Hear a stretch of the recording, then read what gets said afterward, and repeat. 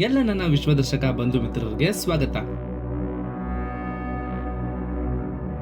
ನಮ್ಮಲ್ಲಿ ಬಹಳಷ್ಟು ಜನಕ್ಕೆ ವಿಧಾನಸೌಧ ಒಳಗೆ ಹೋಗ್ಬೇಕು ಅಂತ ಆಸೆ ಇರುತ್ತೆ, ಆದ್ರೆ ಒಳಗೆ ಹೇಗೆ ಹೋಗೋದು ಅಂತ ಗೊತ್ತಿರೋದಿಲ್ಲ. ಇವಾಗ ನಿಮ್ಮ ಹತ್ರ ಜಸ್ಟ್ 50 ರುಪೀಸ್ ಇದ್ರೆ ನೀವು ವಿಧಾನಸೌಧ ಒಳಗೆ ಹೋಗ್ಬೋದು. ಅದು ಹೇಗೆ, ಯಾವಾಗ ಮತ್ತೆ ಏನ್ ರೂಲ್ಸ್ ಇರುತ್ತೆ ಅಂತ ತಿಳ್ಕೊಬೇಕು ಅಂದ್ರೆ ಈ ವಿಡಿಯೋನ ಕೊನೆವರೆಗೂ ನೋಡಿ. ಮೊದಲನೇದಾಗಿ ನೀವು KSTDC ವೆಬ್ಸೈಟ್ಗೆ ಹೋಗಿ ವಿಧಾನಸೌಧ ಗೈಡೆಡ್ ವಾಕಿಂಗ್ ಟೂರ್ನ ಸೆಲೆಕ್ಟ್ ಮಾಡಿದ್ರೆ ಅಲ್ಲಿ ನಿಮಗೆ ಲ್ಯಾಂಗ್ವೇಜ್ ಆಪ್ಷನ್ ಇರುತ್ತೆ. ಕನ್ನಡದಲ್ಲಿ ಬೇಕಾಗಿರೋರು ಕನ್ನಡನ ಸೆಲೆಕ್ಟ್ ಮಾಡಬಹುದು, ಇಲ್ಲ ಅಂದ್ರೆ ಇಂಗ್ಲಿಷ್ನ ಸೆಲೆಕ್ಟ್ ಮಾಡಬಹುದು. ಮತ್ತೆ ಈ trips second Saturday, fourth Saturday and every Sunday ಇರುತ್ತೆ. ಮತ್ತೆ ಡೇಟ್ ಸೆಲೆಕ್ಟ್ ಮಾಡ್ಕೊಂಡಿದ್ದ ಆದ್ಮೇಲೆ ನಿಮ್ಗೆ ಯಾವ ಟೈಮ್ ಸ್ಲಾಟ್ ಬೇಕೋ ಅದನ್ನ ಸೆಲೆಕ್ಟ್ ಮಾಡ್ಕೋಬೇಕು. Most of the time online ನಲ್ಲಿ ಟಿಕೆಟ್ ಬುಕ್ ಮಾಡ್ಕೋಬೇಕು, ಆಫ್ಲೈನ್ ನಲ್ಲಿ ಬುಕ್ ಮಾಡ್ಕೊಳ್ಳೋದು ಕಷ್ಟ. ಇನ್ನ ವೆರಿ ಇಂಪಾರ್ಟೆಂಟ್ ಆಗಿರೋ ರೂಲ್ಸ್ ಏನಂದ್ರೆ, ಮೊದಲನೇದಾಗಿ ಟಿಕೆಟ್ ಸಾಫ್ಟ್ ಕಾಪಿ ಇದ್ರೂ ಓಕೆ, ಆದ್ರೆ ಗೌರ್ಮೆಂಟ್ ID ಕಾರ್ಡ್, ಆಧಾರ್ ಕಾರ್ಡೇ ಇರಬೇಕು. ಎರಡನೇದು ಲೆಗೇಜಸ್ ಅಲೋ ಇಲ್ಲ, ಅಲ್ಲಿ ಇಡೋಕೆ ಜಾಗ ಇದ್ರೂ ಅದಕ್ಕೆ ಅವರು ರೆಸ್ಪಾನ್ಸಿಬಲ್ ಅಲ್ಲ. ಮೂರನೇದು ಬ್ಲ್ಯಾಕ್ ಡ್ರೆಸ್ ಹಾಕೊಳ್ಳಂಗಿಲ್ಲ. ನಾಲ್ಕನೇದು ನಿಮ್ ಟೈಮ್ ಸ್ಲಾಟ್ನ ಚೇಂಜ್ ಮಾಡ್ಕೊಳಕ್ಕಾಗಲ್ಲ. ಐದನೇದು ವಿಧಾನಸೌಧ ಸಭೆ ಒಳಗೆ ಯಾವುದೇ ವಿಡಿಯೋ ಅಥವಾ ಫೋಟೋ ತೆಗೆಯೋ ಹಾಗಿಲ್ಲ. ಆರನೇದು ನಿಮ್ಗೆ ಎಂಟ್ರಿ ಆದ್ಮೇಲೆ 1.5 ಗಂಟೆ ಮಾತ್ರ ಟೈಮ್ ಇರುತ್ತೆ, ಅದಕ್ಕಿಂತ ಜಾಸ್ತಿ ಹೊತ್ತು ಇರಬಾರ್ದು. ಏಳನೇದು ಡ್ರಿಂಕ್ಸ್ ಮಾಡಬಾರ್ದು. ಇವಿಷ್ಟೇ ಅಲ್ಲದೆ ಬೇರೆ ಯಾವುದೇ ರೀತಿ ಸಮಸ್ಯೆ ಮಾಡಿದ್ರು ಆನ್ ದ ಸ್ಪಾಟ್ 2000 ವರೆಗೂ ಫೈನ್ ಹಾಕ್ತಾರೆ. ಸೊ ನೀವಿವಾಗ ನೋಡಿದ್ರಲ್ಲ, ಈ ರೂಲ್ಸ್ ಎಲ್ಲ ಬುಕ್ ಮಾಡ್ಬೇಕಾದ್ರೆ ಟರ್ಮ್ಸ್ ಅಂಡ್ ಕಂಡೀಷನ್ಸ್ ನಲ್ಲಿ ಹಾಕಿರ್ತಾರೆ, ಆದ್ರೆ ಅದು ತುಂಬಾ ಜಾಸ್ತಿ ಇರೋದ್ರಿಂದ ನಮ್ಮಲ್ಲಿ ಬಹಳಷ್ಟು ಜನ ಅದನ್ನ ನೋಡಕ್ ಹೋಗೋದಿಲ್ಲ. ನೋಡ್ದಿರಾ ಅಲ್ಲಿ ಹೋಗಿ ವಾಪಸ್ ಬಂದಿರೋರ್ನ ನೋಡಿದ್ಮೇಲೆ ನಿಮ್ಗೆ ಇದನ್ನ ತಿಳಿಸೋದು ತುಂಬಾ ಇಂಪಾರ್ಟೆಂಟ್ ಅಂತ ನನ್ಗನ್ನಿಸ್ತು. ಇನ್ನು ನೀವು ಬುಕ್ ಮಾಡಿದ ಟೈಮ್ಗೆ ಹಾಫ್ ಅನ್ ಅವರ್ ಮುಂಚಿತವಾಗಿ ಈ ಮೆಟ್ರೋ ಸ್ಟೇಷನ್ ಪಕ್ಕದಲ್ಲೇ ಇರುವಂತ ಗೇಟ್ ನಂಬರ್ 3 ಹತ್ರ ಬರಬೇಕು. ಇಲ್ಲಿ ನೀಟಾಗಿ ಚೆಕಿಂಗ್ ಮಾಡಿದಾದ್ಮೇಲೆ ಎಲ್ಲರನ್ನು ಒಳಗೆ ಕರ್ಕೊಂಡು ಹೋಗಿ ಟೂರ್ನ ಸ್ಟಾರ್ಟ್ ಮಾಡ್ತಾರೆ.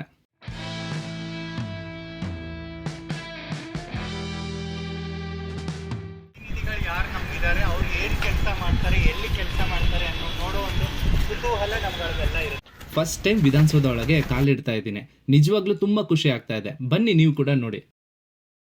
ಸೊ ಈ ಒಂದು ಸ್ಮರಣಾರ್ಥ ಏನಿದೆ, ಇದು ಎಲ್ಲರ ಒಂದು ಸ್ಮರಣಾರ್ಥವಾಗಿ ಆಗ ಸ್ವಾತಂತ್ರ್ಯಕ್ಕೆ ಅಂತ ಯಾರೆಲ್ಲ ಹೋರಾಡಿದ್ರು ಅವರೆಲ್ಲರ ಹೋರಾಟದ ಒಂದು ಸ್ಮರಣೆಗಾಗಿ ಈ ಒಂದು ಪ್ರತಿಮೆನ ಇಲ್ಲಿ ಇಟ್ಟಿದ್ದಾರೆ. ಏನಕ್ಕೆ ಅಂದ್ರೆ ನಮ್ಮಗಳಿಗೆ ಈ ಪ್ರಜಾಪ್ರಭುತ್ವದ ಒಂದು ರೂಪುರೇಖೆ ಹಾಕಿದ್ ಯಾರಿದ್ರು ಅವ್ರುಗಳನ್ನ ನಾವು ಮರಿಬಾರ್ದು, ನಾವು ಅದನ್ನ ನೆನಪಲ್ಲಿ ಇಟ್ಕೊಂಡಿರ್ಬೇಕು ಅಂತ ತೋರಿಸ್ಕೊಳ್ಳೋದಕ್ಕೆ ಈ ಒಂದು ಪ್ರತಿಮೆನ ನಾವು ಅದನ್ನೇ ಸಲ್ಲಿಸ್ಕೊಳ್ತಾ ನಾವು ಮುಂದೆ ನಮ್ಮ ಟೂರ್ನ ಶುರು ಮಾಡೋಣ ಬನ್ನಿ.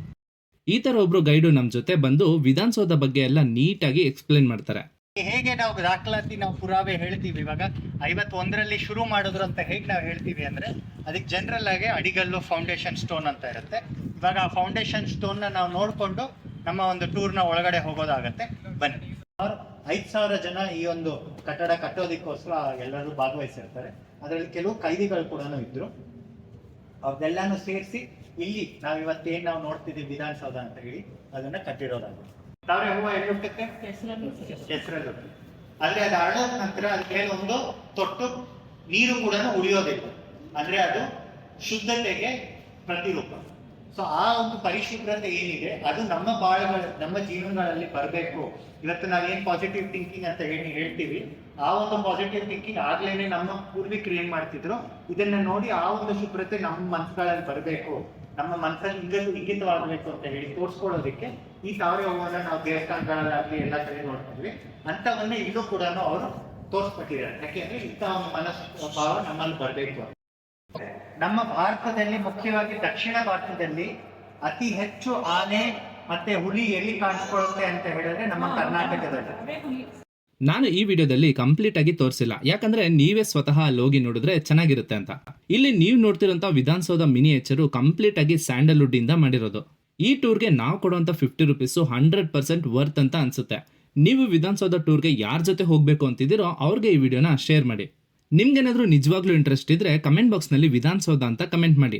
ಈ ವಿಡಿಯೋ ಏನಾದ್ರೂ 100K ಹೊಡಿದ್ರೆ ಈ ವಿಡಿಯೋಗೆ ಲೈಕ್ ಮಾಡಿ. ಕಮೆಂಟ್ ಮಾಡಿರೋರಲ್ಲಿ ಜಾಸ್ತಿ ಲೈಕ್ಸ್ ಬಂದಿರುವಂತ ಟಾಪ್ 10 ಕಮೆಂಟ್ಸ್ಗೆ ನಾನು ಇದರ ಎಂಟ್ರಿ ಟಿಕೆಟ್ ನ ಕೊಡ್ತೀನಿ. ಇನ್ನ ಒಂದ್ ಕಡೆಯಿಂದ ವಿಧಾನಸೌಧನೆಲ್ಲ ನೋಡ್ತಿರ್ಬೇಕಾದ್ರೆ ಇದು ಇಷ್ಟು ದೊಡ್ಡದಾಗಿ ಇದೆ ಅಂತ ಅನ್ಕೊಂಡೇ ಇರ್ಲಿಲ್ಲ. ನಾನು ಇಷ್ಟು ದಿನ ಹೊರಗಿಂದಾನೇ ನೋಡ್ತಾ ಇದ್ದೆ, ಆದ್ರೆ for the first time Vidhana Soudha ಒಳಗಿಂದ ವ್ಯೂ ಹೇಗಿರುತ್ತೆ ನೋಡಿ. ನೀವೆಲ್ಲರೂ ಡೆಫಿನೆಟ್ಲಿ ಒಂದ್ಸತಿ ಆದ್ರೂ ಬರ್ಲೇಬೇಕು. ಕರ್ನಾಟಕದವರಾಗಿದ್ದು ವಿಧಾನಸೌಧದ ಬಗ್ಗೆ ತಿಳ್ಕೊಳ್ಳೇಬೇಕು.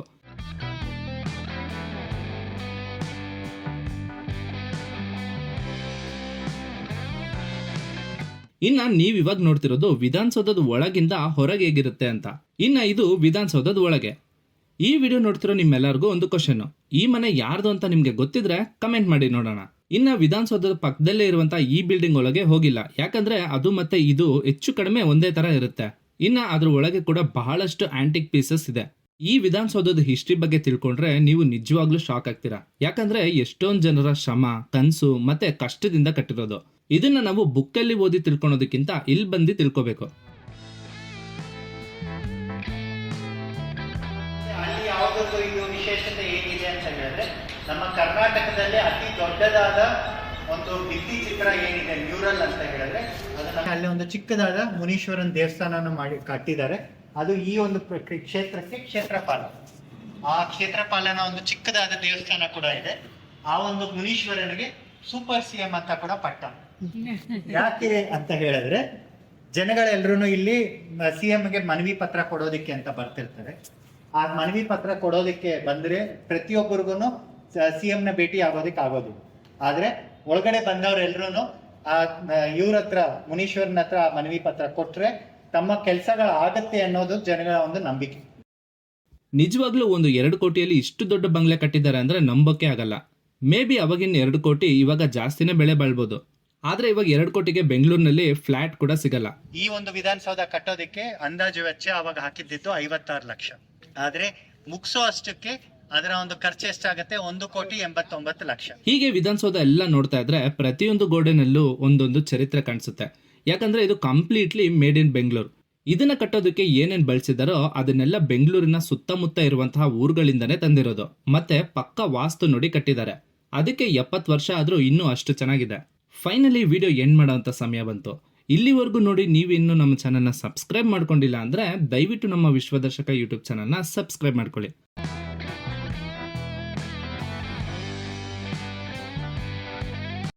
ಜೊತೆಗೆ ನಿಮಗೆ ಮೇಲ್ಗಡೆ ಅಲ್ಲಿ ನಿಮಗೆ ದೇವನಾಗರಿ ಲಿಪಿಯಲ್ಲಿ ಧರ್ಮೋ ರಕ್ಷತಿ ರಕ್ಷಿತಃ ಅಂತ ಹೇಳಿ ಬರ್ತಿದ್ದಾರೆ.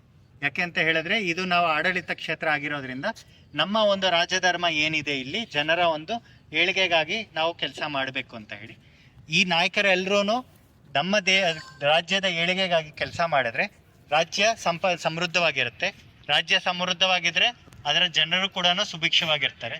ಜನರು ಸುಭಿಕ್ಷವಾಗಿದ್ರೆ ನಾಯಕರು ಕೂಡ ಮತ್ತೆ ಮುಂದೆ ಬರ್ತಿರ್ತಾರೆ. ಹಾಗಾಗಿ ನಾವು ಈ ರಾಜಧರ್ಮನ ನಾವು ಪಾಲನೆ ಮಾಡಿದ್ರೆ ರಾಜಧರ್ಮ ನಮ್ಮನ್ನ ಪಾಲಿಸುತ್ತೆ ಅಂತ ಹೇಳಿ ತೋರಿಸ್ಕೊಳ್ಳೋದಕ್ಕೆ ಅಲ್ಲಿ ನಮ್ಮ ಇದನ್ನ ಕಾಣಿಸ್ಕೊಂಡಿದೆ. ಸೊ ನೀವಿವಾಗ ನೋಡಿದ್ರಲ್ಲ, ಇದು ನಮ್ಮ ಕರ್ನಾಟಕ ಟ್ರಾವೆಲ್ ಸೀರೀಸ್ ನಲ್ಲಿ ಡೇ 2. ಈ ಸೀರೀಸ್ ನಲ್ಲಿ ನಾನು ಮೊದಲನೇದಾಗಿ ಬೆಂಗಳೂರಿಂದ ಸ್ಟಾರ್ಟ್ ಮಾಡಿರೋದ್ರಿಂದ ಇವತ್ತು ವಿಧಾನಸೌಧನ ಎಕ್ಸ್ಪ್ಲೋರ್ ಮಾಡಿದ್ದೀನಿ. ಸೊ ಅವ್ರೇನು ಮಾಡ್ತಾರೆ, ಮುಂದೊಂದು ದಿವಸ ನಾವು ಅಂತ ನಮ್ಮ ಭಾರತಕ್ಕೆ ಅಂತ ಒಂದು ಕಟ್ಟಡ ಕಟ್ಟಿದ್ರೆ ಆ ಕಟ್ಟಡದಲ್ಲಿ ಭಾರತೀಯರು ಎಲ್ರಿಗೂ ಬಂದು ಒಳಗಡೆ ಬರೋ ಅಂತ ಅಧಿಕಾರ ಬರಬೇಕು. ಆ ಒಂದು ಮೆಟ್ಲುಗಳು ಈ ಒಂದು ರಾಷ್ಟ್ರಪತಿ ಭವನಕ್ಕಿಂತ ಹೆಚ್ಚಿಗೆ ಇರಬೇಕು ಅನ್ನೋ ಹೇಳ್ಬಿಟ್ಟು ಅವ್ರು ಅವಾಗಲೇ ನಿರ್ಧಾರ ತಗೊಂಡಿರ್ತಾರೆ. ಆ ಒಂದು ನಿರ್ಧಾರದ ಕಾರಣದಿಂದನೇ ನಮಗೆ ರಾಷ್ಟ್ರಪತಿ ಭವನಕ್ಕಿಂತ ಹೆಚ್ಚು ಮೆಟ್ಲುಗಳು ಈ ಒಂದು ನಮಗೆ ಮುಖ್ಯ ಸೋಪಾನದಲ್ಲಿ ಕಾಣಿಸ್ಕೊಳ್ಳುತ್ತೆ. ಇನ್ನು ಇದೇ ತರ ಇಂಟ್ರೆಸ್ಟಿಂಗ್ ವಿಡಿಯೋಗಳು ನಮ್ಮ ಚಾನೆಲ್ನಲ್ಲಿ ಬರ್ತಾ ಇರುತ್ತೆ. ಮತ್ತೆ ನಾನಿನ್ನು ಏನಾದರೂ ಕವರ್ ಮಾಡಬೇಕು ಅಂತ ನಿಮ್ಗೆ ಅನ್ಸಿದ್ರೆ ನೀವು ಕಾಮೆಂಟ್ ಮಾಡಿ ಅಥವಾ ಮೆಸೇಜ್ ಮಾಡೋದ್ರಿಂದ ನಮಗೆ ತಿಳಿಸ್ಬೋದು. ಮತ್ತೆ ಬೆಂಗಳೂರು ಆದ್ಮೇಲೆ ನೆಕ್ಸ್ಟ್ ಯಾವ ಊರಿಗೆ ಹೋಗೋಣ ಅಂತ ಹೇಳಿ. ನಿಮ್ಗೆ ಈ ವಿಡಿಯೋ ಇಷ್ಟ ಆಗಿದೆ ಅಂತ ಅನ್ಕೊಂಡಿದ್ದೀನಿ. ಸೊ ಇದಾಗಿತ್ತು ಇವತ್ತಿನ ವಿಡಿಯೋ. ಮುಂದಿನ ವಿಡಿಯೋದಲ್ಲಿ ಸಿಗೋಣ. ಅಲ್ಲಿವರೆಗೂ ಜೋಪಾನ.